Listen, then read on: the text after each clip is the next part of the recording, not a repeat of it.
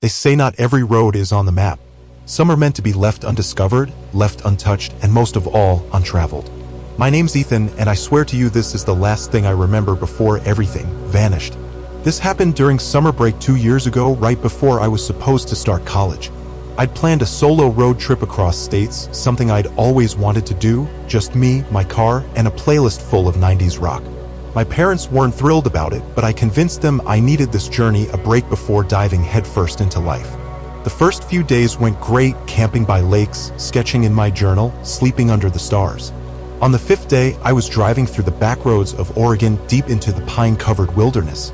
I had no destination, just followed wherever the road curved. Around noon, I noticed my GPS glitched. The map turned blank, my blue dot frozen, and the screen blinked white before crashing completely. I wasn't worried, had snacks, full gas tank, and I liked being off-grid. But then I saw it, a narrow dirt road breaking off to the right, no signpost, no warning, just there, like it had been waiting for me. I don't know why I turned. I swear I didn't plan to. My hands just moved. Maybe it was curiosity, maybe it was something else. The trees grew denser the farther I drove. Sunlight barely reached the ground. The air got colder, unnaturally cold, like winter trying to sneak into summer. Then the smell hit, wet earth, iron, and something sweet and rotting. I rolled up the windows, turned off the music. Something told me this place demanded silence. The road narrowed until tree branches scraped both sides of the car. I slowed down, the crunch of tires over gravel the only sound. That's when I saw the boy. He stood in the middle of the path, barefoot, clothes soaked, skin pale like candle wax. He couldn't have been older than 8. I slammed the brakes, heart pounding. He didn't flinch, just stared at me with eyes that didn't blink. I got out, called to him. "Hey kid, you okay?" He didn't answer. Then, slowly, he turned and walked into the woods. Not ran, walked, like he expected me to follow. And I did. God, I wish I hadn't. The trees seemed to shift behind me, closing in. I kept shouting for the kid, but the deeper I went, the harder it got to hear myself. The forest swallowed sound. I looked back. Couldn't see the road. Couldn't see my car. Only trees. I should have stopped. Turned around. But I saw him again, just ahead, slipping behind a trunk.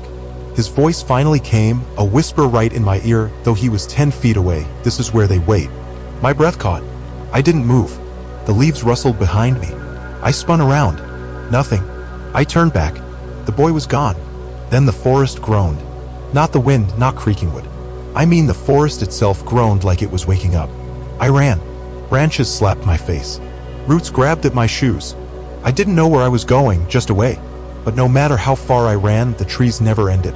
That's when I saw the cabins, 8 of them in a circle, old and mold-covered, wood black with rot. I picked one at random and went inside. Empty. Dust so thick it looked like fog. The smell was stronger there, cloying and metallic. Then I heard footsteps on the porch, bare feet, soft, deliberate. I held my breath, backed into a corner. The door creaked open. But it wasn't the boy. It was someone else. Something else. Its legs were too long, arms dragging near the floor, head tilted unnaturally to one side. Its face looked human, almost. Like someone tried to make a person out of melted wax and bone. It whispered, "Another one," and stepped inside. I bolted out the back, into the trees. I didn't stop running until I collapsed. I don't know how long I lay there. Night had fallen, and the forest was alive with breathing. That's the only way I can describe it. Every tree inhaled and exhaled, slow and heavy. I curled into a ball, shaking until I saw a faint glow in the distance. I crawled toward it, desperate. It was a fire. A campfire. Around it sat a group of people, all kids. Each one silent, staring into the flames. And among them was the boy, the first one I saw. He looked up at me and said, "You shouldn't have followed." "What is this place?" I asked, voice barely a whisper. He smiled, sad and tired. "It's where the lost stay. And now you're one of us." I screamed. I don't remember anything after that. I woke up days later in a ranger's cabin miles from the nearest road. They said they found me wandering the woods barefoot, muttering nonsense. My car was never found. That area I described doesn't exist. No road, no cabins, no boy. They chalked it up to exhaustion or maybe mushrooms. But I know what I saw. I see it every time I close my eyes. That boy's face, that waxy thing in the doorway, and sometimes, late at night, I hear the trees breathing again. You'd think I'd forget over time. That memories like that would fade, become blurry, unreal, like a bad dream your brain refuses to hang onto. But no, not this. It didn't just stay, it grew. burrowed itself inside me like roots twisting through my skull. For weeks after I was found, I couldn't sleep without hearing the trees breathe. Couldn't close my eyes without seeing those cabins. And that boy, his voice still haunts me. "You're one of us now." What the hell did he mean by that? Anyway, life tried to go on. My parents treated me like I was made of glass. I didn't tell them everything, just said I got lost, got sick, maybe hallucinated. The doctors agreed. Psych eval said I had temporary dissociation triggered by stress and dehydration. Whatever. They gave me pills and told me to stay grounded. So I stayed inside. Didn't drive. Didn't walk near forests. But one night, about a month after I got back, my bedroom window opened by itself. Windless night. Still air. And yet it opened, and on my floor, under the moonlight, were pine needles. Fresh. Green. Like they just dropped from a tree. I cleaned them up, locked the window, told myself it was nothing. But the next night, they came back. More this time. And footprints.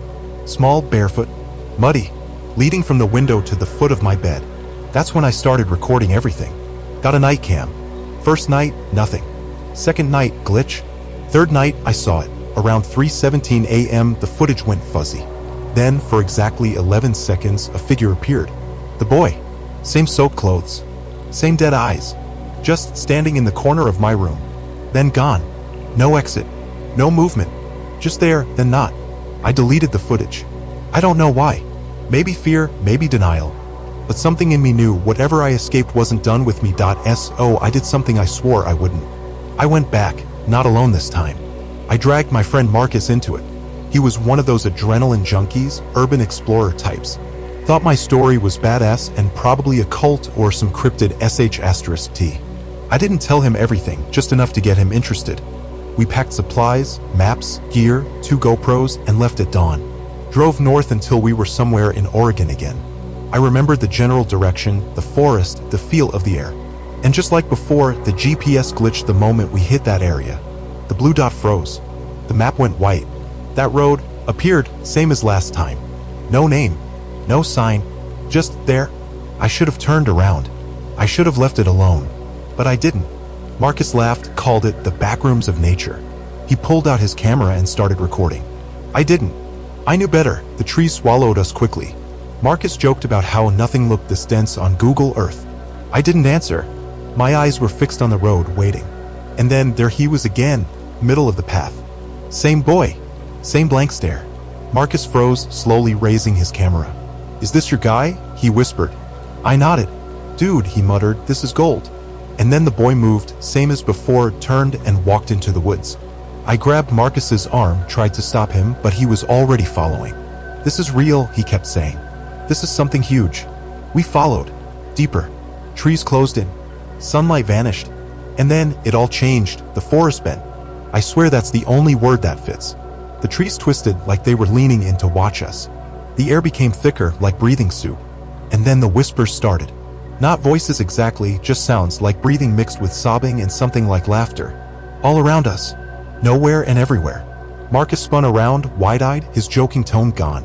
"Where the hell are we, man?" I tried to speak, but something moved behind him. I saw it too late, the thing from the cabin. Long legs, dragging arms, neck bent like it had snapped years ago and never healed. It reached for Marcus, but didn't touch.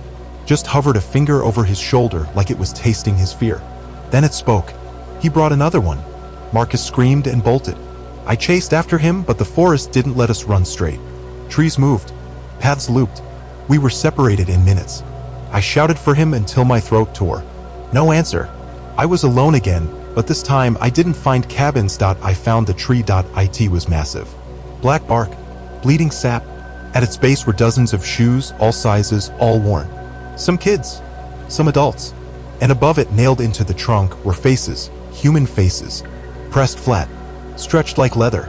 Eyes hollow. I turned to run, but the boy was behind me. "Don't run," he said. "They follow faster when you do." "What do you want from me?" I shouted. He looked up, his voice suddenly older, deeper. "You brought another soul. The forest is pleased." "No, I didn't bring anyone here to die." "But you did," he said. "Just like the others." "What others?" He pointed to the tree. "Every one of them brought someone. Now they are bark. Now they are roots." That's when I saw it. One of the stretched faces. It was Marcus, mouth open in silent horror. Eyes frozen. Skin blackening. I dropped to my knees. Screamed. cried, begged. The boy knelt beside me. "You can leave," he whispered, "but not whole." I woke up 2 days later on the side of a highway, hands blistered, nails cracked and bloody. No memory of walking out. No gear. No phone. No Marcus. Search teams found nothing. No boy. No tree. No road, just me, and ever since that night, I can hear the forest, even here, even now. I in my closet, under my bed. I in my lungs. They followed, and they're waiting. You ever feel like you're rotting from the inside? Like something is blooming in you that shouldn't exist? That's what it's been like since I got back again. It's been 6 months now. I don't sleep. I barely eat. I don't even dream anymore. I just remember. Every single night I see Marcus's face on that tree. I hear the crunch of the forest growing in places it doesn't belong. It's not in Oregon anymore. It's here, in me. At first, it was just the small things. Mud on the floor when I hadn't stepped outside. Bark in the drain. Pine needles in my cereal boxes. But then came the roots. Long, black, twitching things that pushed through the cracks in the walls. I ripped them out, burned them.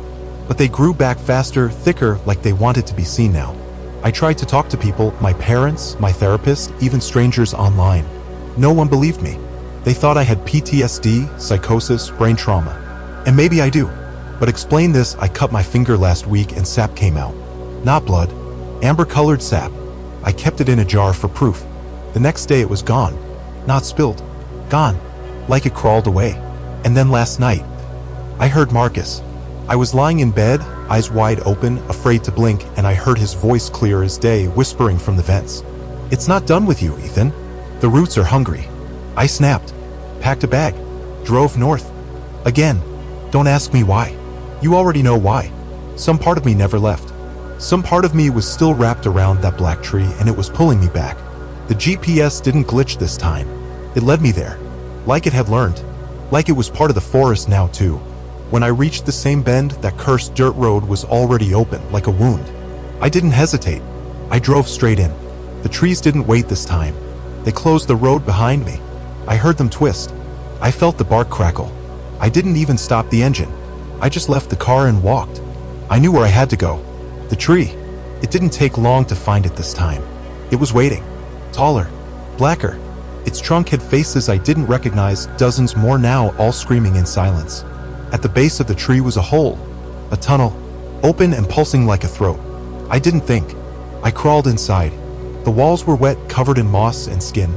I moved deeper and deeper until I couldn't hear my own heartbeat. Then I saw him, Marcus. But not like before.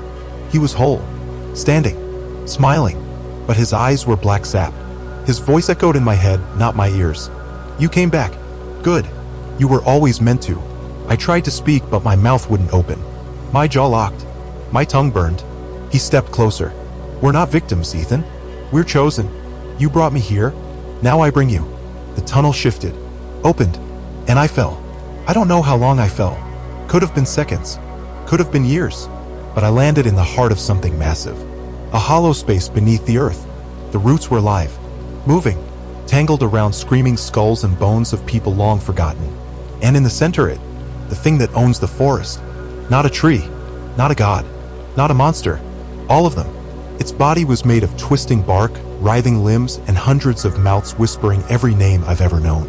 My name, my mother's name, my unborn children's names. "Feed," it said. "Feed or become." I understood then. It doesn't kill you, turns you into soil, into bark, into another mouth, another root, another lure. The boy, the one who led me in, that's what he was, the forest's bait, and now it wanted me to be the same. I don't remember choosing. I only remember pain. My bones cracked, my skin split, my mouth unstitched, and in that moment I realized I wasn't being punished. I was being harvested. I don't know how I got out, but I did, somehow. I woke up in a hospital 100 miles away. They said a hiker found me naked, covered in cuts, mumbling about trees. I said nothing, just nodded. They kept me for a week, then let me go. And now I sit here in my room, typing this, because I need you to understand. I'm leaving again tonight. I can't fight it anymore. The forest is calling. And this time I'm not coming back. But you might see me, one day, On a road that shouldn't be there. A boy standing alone, barefoot, pale. And if I turn and walk into the trees, don't follow me. Don't. Please. That's how it starts. That's how it feeds. This is where my story ends. And yours might begin.